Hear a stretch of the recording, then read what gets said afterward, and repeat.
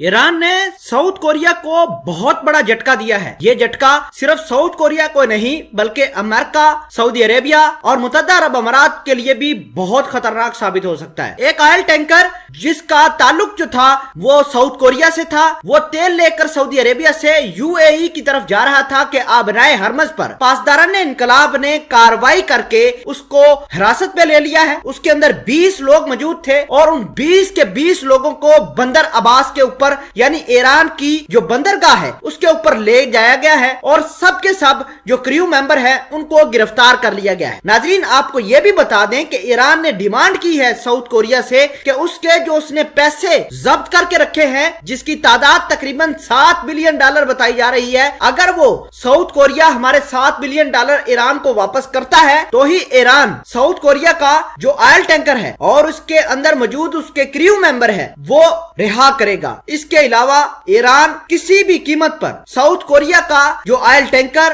और उसके मौजूद मेंबर्स को नहीं छोड़ेगा। मामलात क्या है, किस तरह अमेरिका, सऊदी अरेबिया और यूएई मिलकर ईरान के बंदर अब्बास के ऊपर अटैक करने वाले हैं, ये भी आपको बताएंगे। छोटी सी गुजारिश है कि आप हमारा यूट्यूब चैनल हसनात टीवी को सब्सक्राइब कर लें, घंटी के निशान को दबा दें ताकि लेटेस्ट न्यूज आप तक बर वक्त पहुंचती रहे। नाज़रीन, दुनिया जहान का ऑयल टैंकर जब भी जहां भी जाता है, चाहे वो यूएई से जाता हो, मुत्तहदा अरब अमारात के दीगर रियासतों से जाता हो, ओमान से जाता हो, बहरीन से जाता हो, कतर, सऊदी अरेबिया से जाता हो, सब ने गुजरना है आबनाए हरमज के पास से। अब इतलात ये है कि साउथ कोरिया का एक ऑयल टैंकर तेल लेकर सऊदी अरेबिया से यूएई जा रहा था। जैसे ही वो जहाज तेल लेकर आबनाए हरमज से गुजरा तो उस जहाज को सऊदी अरेबिया से देखकर और यूएई की तरफ जाते देखकर ईरान के पासदारान इनकलाब ने उस जहाज को हिरासत में ले लिया है। आपको ये भी बता दें कि उस जहाज के अंदर तकरीबन 7 मिलियन टन ऑयल मौजूद था जो सऊदी अरेबिया से यूएई की तरफ जा रहा था। दूसरी जानब पासदारान इनकलाब जो कि ईरान की बहुत ही स्ट्रांग कुछ फोर्स समझी जाती है, उसने दावा किया है कि पासदारान इनकलाब ने इस ऑयल टैंकर को इस वजह से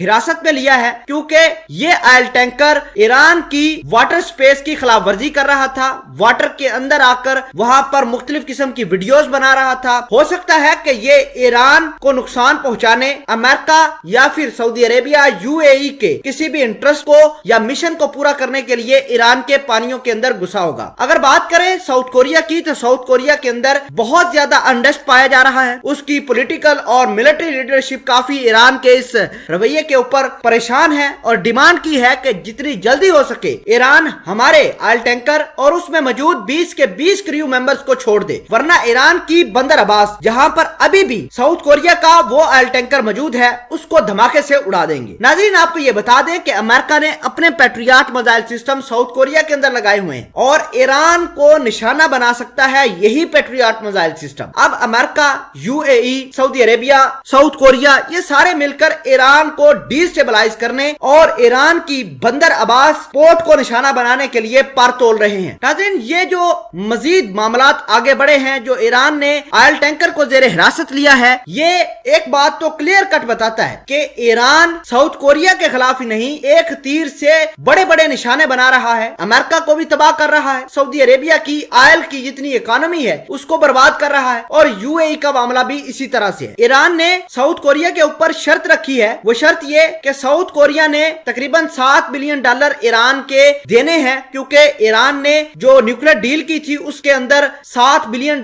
फाइनेंशियल एड साउथ कोरिया के हाथों से आनी थी, वो अभी तक नहीं दे रहा। ईरान का ये दावा है कि साउथ कोरिया पहले में वो $7 बिलियन जो हमारे हैं उसको रिटर्न करे, तब ही हम साउथ कोरिया का जो ऑयल टैंकर है उसको छोड़ेंगे।